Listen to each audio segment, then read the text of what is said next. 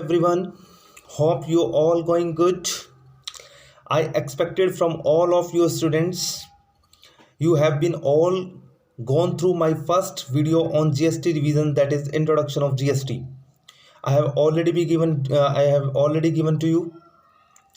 Now today I am giving to you my second video on GST revisions, that is on supply, that is section 7 of the CGST Act 2017.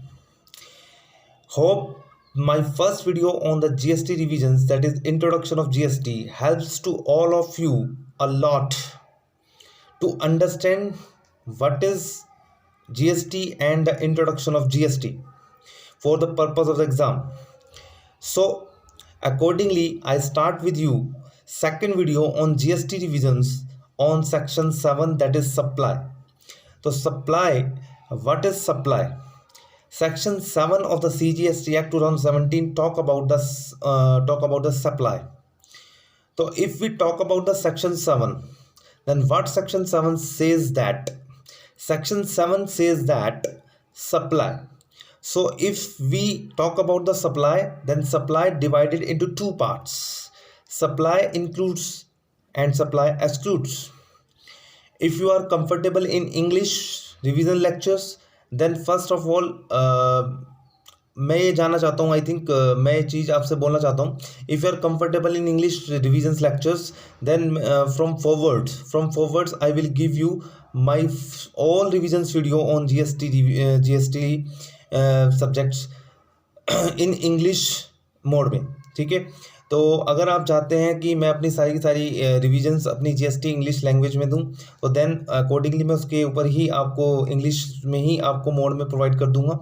Otherwise जिसको बंदे को भी कोई comfortable अगर English में नहीं है, तो उसके अकॉर्डिंगली आप मुझे कमेंट्स बॉक्स में या फिर आई थिंक मुझे आप पर्सनली मैसेज व्हाट्सएप पे दे सकते हैं।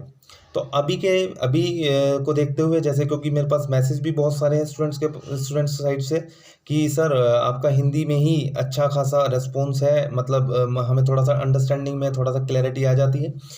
तो बहुत सारे स्टूडेंट्स ऐसे हैं, तो इसलिए मैं आज ये वीडियोस आपके लिए सेकंड हिंदी में ही रिकॉर्ड्स करने वाला हूँ। तो आप रिविजन्स पे ज़रा ध्यान दीजिएगा। तो रिविजन्स में क्या है हमारे पास, हम सेक्शन 7 की बात कर रहे हैं। सेक्शन 7 में हमारे पास मतलब सेक्शन 7 में हमारे पास सप्लाई जो वर्ड है, वो सप्लाई वर्ड्स पर हमने क्या बोला है, सप्लाई जो है दो तरह से बात करता है, सप्लाई इंक्लूड्स एंड एक्सक्लूड्स। अगर हम सप्लाई में इंक्लूड्स और एक्सक्लूड्स की बात करते हैं, तो सप्लाई में इंक्लूड्स मतलब सेक्शन 7 हमें इंक्लूड्स और एक्सक्लूड्स की बात करता है। अब इंक्लूड्स जो है वो विद कंसिडरेशन होगा या विदाउट कंसिडरेशन होगा।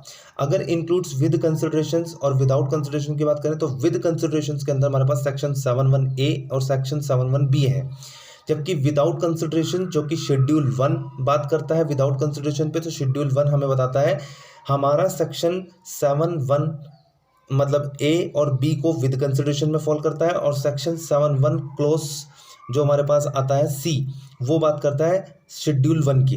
तो हमारे पास क्या बोल रहा हूँ मैं कि जो सेक्शन 7(1)(a) और बी है वो विद कंसिडरेशन में है, और सेक्शन 7(1)(c) हमारा विदाउट कंसिडरेशन में आ जाएगा, जो कि शेड्यूल 1 की बात करेंगे।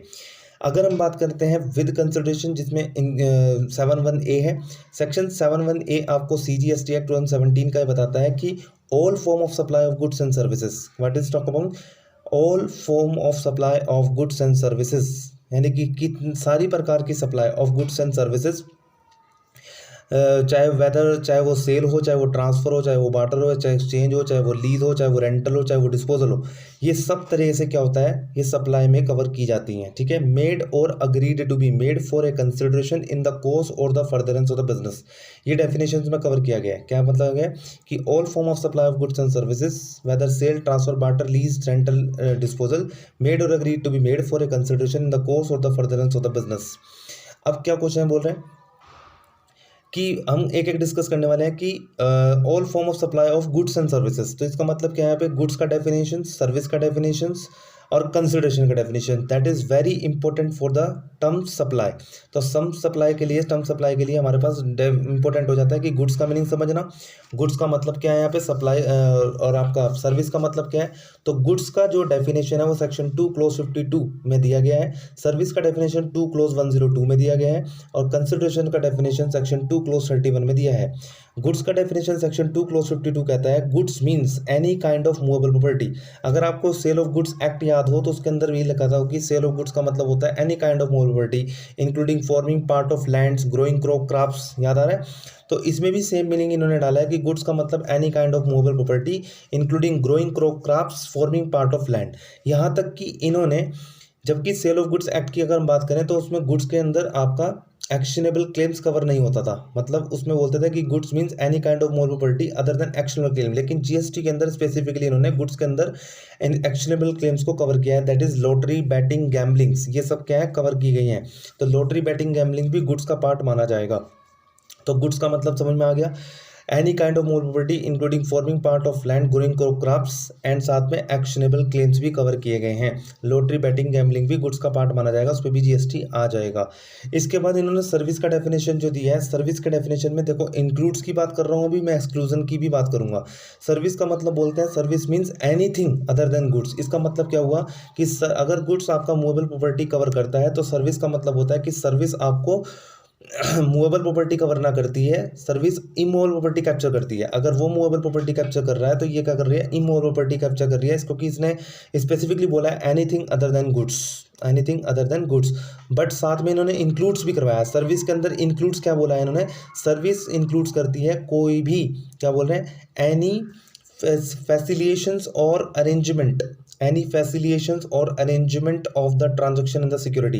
यानी कि अगर तुमने कोई भी फैसिलिटेशंस या फिर अरेंजमेंट करवाया है कोई ट्रांजैक्शन ऑफ द सिक्योरिटी के अंदर, तो सिक्योरिटी में मान लो आपने किसी बंदे को सिक्योरिटी में इन्वेस्टमेंट करने के लिए अगर बोल दी है, तो उसके अंदर अगर पैसे लगवाने के लिए आपने इन्वेस्टमेंट करवाया है और उसके अंदर कोई फैसिलिटेशन या अरेंजमेंट दी है, ठीक है, जिसके लिए आपने सेपरेट कंसिडरेशन चार्ज की है, तो आप इसको ऐसे बोल सकते हैं include separate consideration charge in respect of the facilitation or arrangement of the transaction in the security.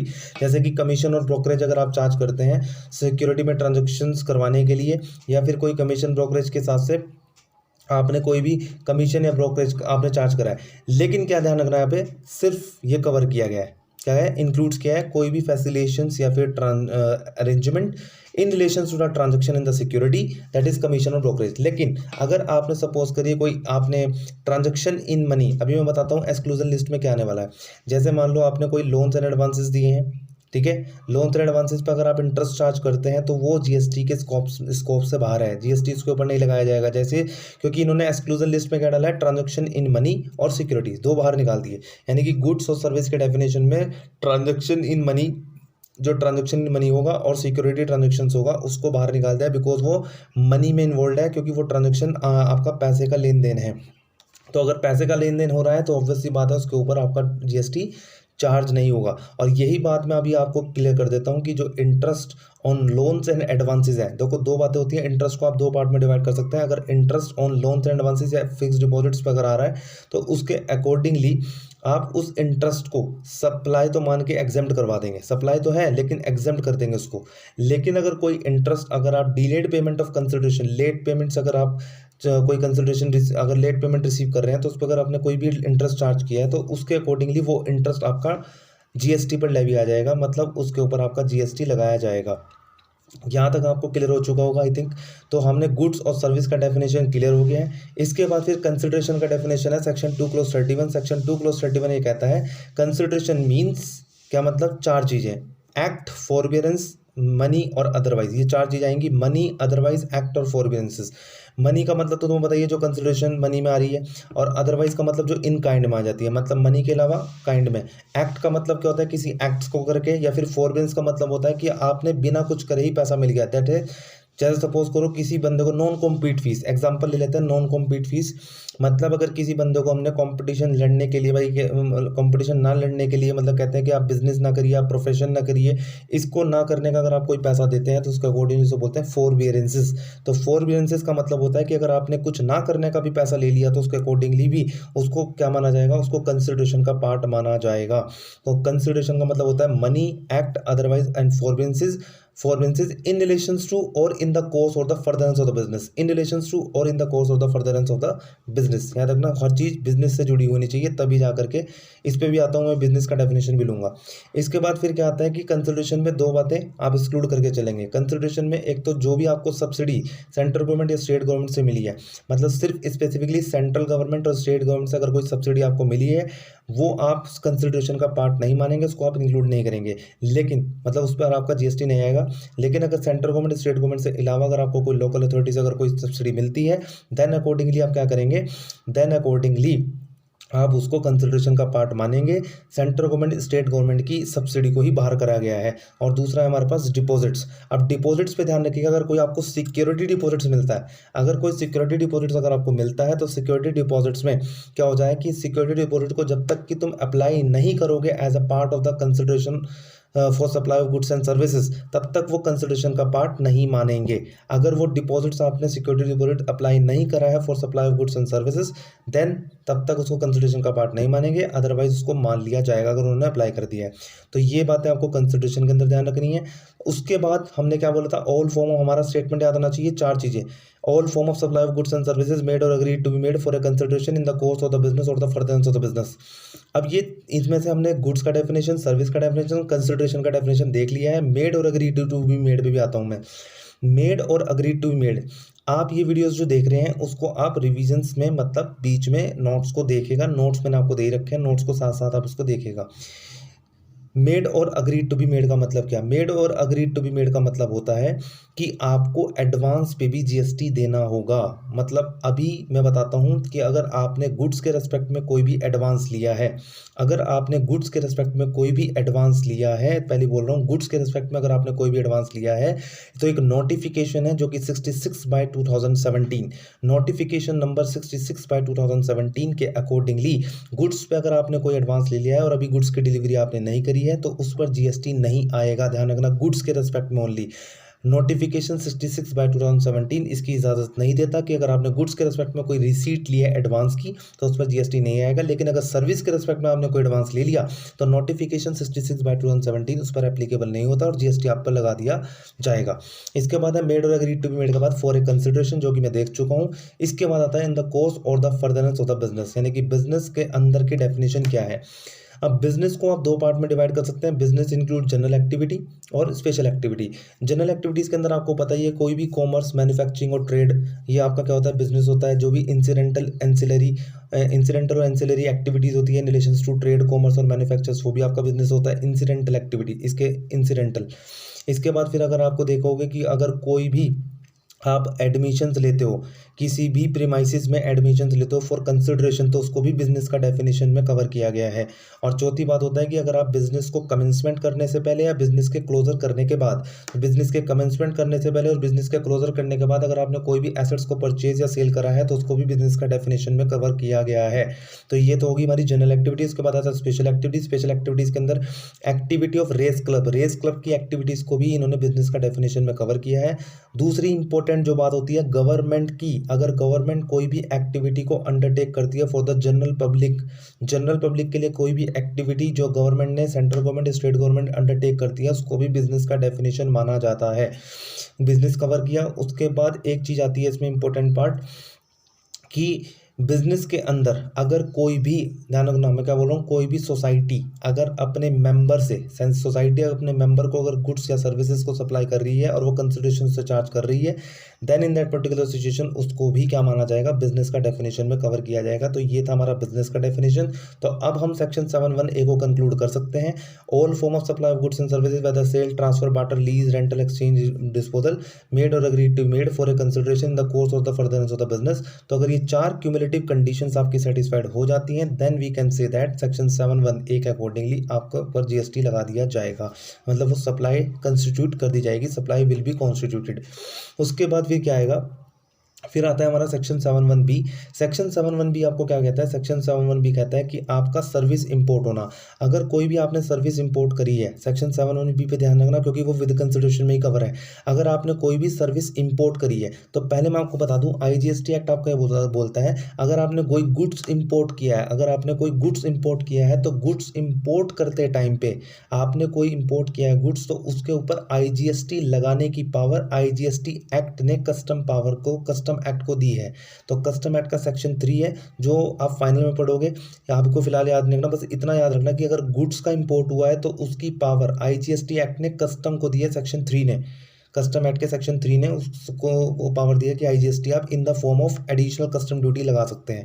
लेकिन अगर तुम सर्विस इंपोर्ट करते हो तो सर्विस इंपोर्ट को एक इंटर स्टेट ट्रांजेक्शन माना जाता है, इंटर स्टेट ट्रांजेक्शन माना जाता है। और अगर तुम कोई सर्विस इंपोर्ट कर रहे हो then in that particular situation तुमने कोई सर्विस इंपोर्ट करी है और वो फॉर ए कंसिडरेशन करी है, चाहे वो रिलेटेड पर्सन से करी हो चाहे नॉन रिलेटेड पर्सन से करी हो, related person non related person से करी हो, चाहे वो बिजनेस पर्पस हो चाहे वो पर्सनल पर्पस हो, डजंट मैटर, वो मैटर नहीं करता। बस आपको ध्यान का रखना है कि अगर तुमने कोई सर्विस इंपोर्ट करी है और वो भी किससे करिए, फॉर ए कंसिडरेशन करिए, बस ये दो बातें याद रखना, चाहे वो रिलेटेड पर्सन हो चाहे वो डीम्ड मतलब कोई भी बंदा हो, नॉन रिलेटेड हो रिलेटेड हो, और बिजनेस पर्पस या पर्सनल पर्पस के लिए हो या ना हो, डजंट मैटर। आपको सिर्फ ध्यान रखना वो उसके ऊपर GST लगा दिया जाएगा। Service import inter state transaction माना जाता है।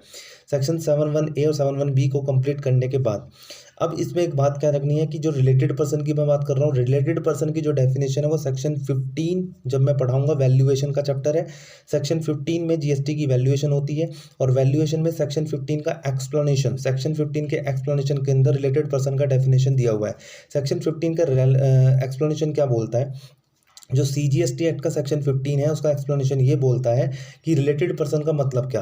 तो अगर आपको रिलेटेड पर्सन का डेफिनेशन देखना है, रिलेटेड पर्सन का मतलब होता है नंबर 1 कि अगर कोई भी, पहली बात तो अगर एक ही डायरेक्टर 2 या 2 से ज़्यादा कंपनी का कॉमन डायरेक्टर है तो रिलेटेड पर्सन माना जाएगा डायरेक्टर।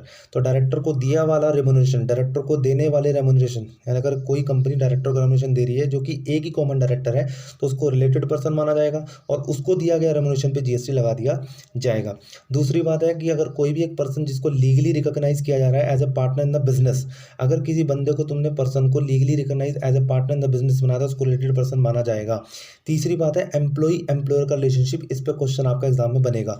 एम्प्लॉय एम्प्लॉयर के रिलेशनशिप को भी रिलेटेड पर्सन का डेफिनेशन दिया गया है, लेकिन एम्प्लॉय एम्प्लॉयर रिलेशनशिप के ऊपर एक प्रोविजो है, वो वेरी वेरी इंपॉर्टेंट है, एग्जाम के लिए मार्क कर लेना अपने लिए।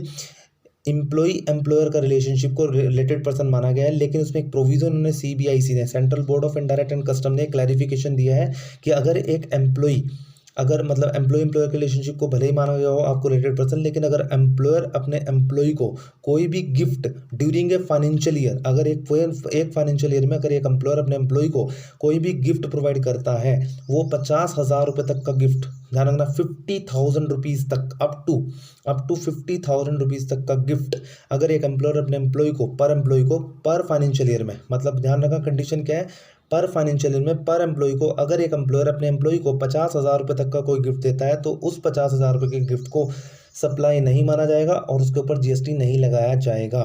ठीक है, भले ही इवन वो रिलेटेड पर्सन क्यों ना हो। ठीक, दूसरी बात, अगर 50,000 से 1 रुपया भी अगर ऊपर, 50,000 से ऊपर अगर 1 रुपया भी अगर आपको क्या दिया गया, गिफ्ट दिया गया, तो उसके अकॉर्डिंगली उसके पूरे के पूरे एंटायर अमाउंट पे, जैसे एग्जांपल लो मैंने 49,000 रुपये का अगर कोई गिफ्ट दिया है या 50,000 रुपये तक का कोई गिफ्ट दिया है एम्प्लॉय को, तो उसके ऊपर GST नहीं लगाएगा। लेकिन अगर 50,000 1 रुपये का भी अगर कोई गिफ्ट दे दिया तो उसके ऊपर एंटायर अमाउंट पे GST लगा दिया जाएगा।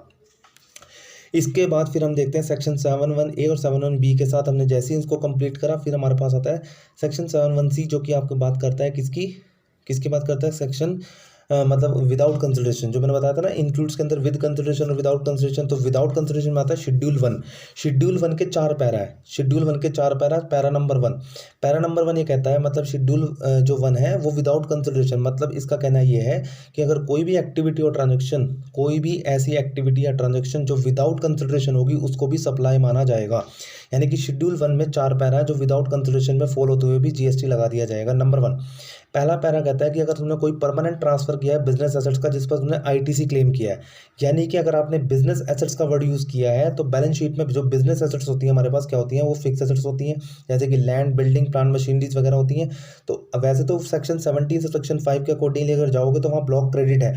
तो ब्लॉक क्रेडिट किस किस पे मिलता है वो वहाँ आपको डिस्कस करूंगा, लेकिन इसमें सबसे पहले आपको ध्यान क्या रखना है, आपको ये ध्यान रखना है कि जो हमारे पास वो कहता है कि अगर तुमने परमानेंट ट्रांसफर, जानना ना वर्डिंग क्या है, permanent transfer of business asset, business assets का परमानेंट ट्रांसफर जो तुमने किया है जिस पे तुमने आईटीसी क्लेम किया है, तो उसको भले ही तुमने परमानेंट ट्रांसफर बिजनेस एसेट का, ध्यान रखना वर्डिंग क्या बोल रहा हूँ, बिजनेस एसेट का तुमने परमानेंट ट्रांसफर जिस पे तुमने आईटीसी क्लेम किया है, इनपुट टैक्स क्रेडिट क्लेम कर लिया है, अगर ऐसी एसेट्स तुमने ट्रांसफर कर दी है जो परमानेंट करी है लेकिन उस पर आईटीसी अगर नहीं लिया था तो फिर उस केस में उसको सप्लाई नहीं माना जाएगा। लेकिन ऐसी एसेट, ऐसा बिजनेस एसेट जिस पर तुमने परमानेंट ट्रांसफर किया, उस पर आईटीसी ले रखा था और तुमने उसका परमानेंट ट्रांसफर कर दिया तो उस पर जीएसटी लगा दिया जाएगा, इवन उसमें 1 रुपये भी आपने चार्ज क्यों ना किया हो, मतलब भले ही तुमने चार्ज किया हो या ना किया हो, आपके ऊपर जीएसटी लगा दिया जाएगा। इसका दूसरा पैरा नंबर 2 कहता है अगर तुमने सप्लाई करी है गुड्स या सर्विसेज की टू रिलेटेड पर्सन और डीम डिस्टिंक्ट पर्सन, मतलब अगर आप अपने रिलेटेड पर्सन या डीम डिस्टिंक्ट पर्सन को विदाउट कंसिडरेशन सप्लाई करते हो गुड्स या सर्विसेज तो भी सप्लाई मान लिया जाएगा। और मैं रिलेटेड पर्सन की डेफिनेशन बता चुका हूँ। डीम डिस्टिंक्ट पर्सन का मतलब आपको बता देता हूँ। डीम डिस्टिंक्ट पर्सन मतलब अपनी ही ब्रांच अपना ही प्लेस, ठीक, अपनी ही ब्रांच अपना ही स्टैब्लिशमेंट, मतलब जहाँ पे आप सप्लाई कर रहे हो। कहने का मतलब अगर आपका मान लो सपोज करिए कि आपकी एक स्टेट में, मान लो मैं स्टेट में हूँ, मेरे सेम स्टेट में अगर मेरी 1 से ज़्यादा ब्रांचेज हैं, सेम स्टेट में अगर 1 से ज़्यादा ब्रांचेज है तो ऑप्शनली है मेरे पास ऑप्शन है कि मैं उसका रजिस्ट्रेशन सेपरेट ले सकता हूँ अंडर सेम पैन में सेपरेट रजिस्ट्रेशन ले सकता हूँ। लेकिन अगर, तो ये ऑप्शनल आ जाएगी बात, ये ऑप्शनल हो जाएगी। दूसरी बात क्या होती है कि अगर आप ये देखें कि अगर मान लो मेरे पास सेम स्टेट से, मतलब एक स्टेट से दूसरे स्टेट में, मतलब अगर मेरे पास एक स्टेट से ज़्यादा स्टेट में 1 से ज़्यादा ब्रांचेज हैं, एक स्टेट से दूसरे स्टेट में ज़्यादा से 1 से ज़्यादा ब्रांचेज हैं, तो फिर मेरे पास कंपलसरी मुझे रजिस्ट्रेशन उसका अंडर सेम पैन लेना पड़ेगा, मतलब separate registration under same pan मेरे पास मैंडेटरी हो जाएगा। ये हो जाएगा हमारे पास सेक्शन, मतलब इसके अकॉर्डिंगली क्या बोला है, डीम डिस्टिंक्ट पर्सन, ठीक, ये होता है डीम डिस्टिंक्ट पर्सन।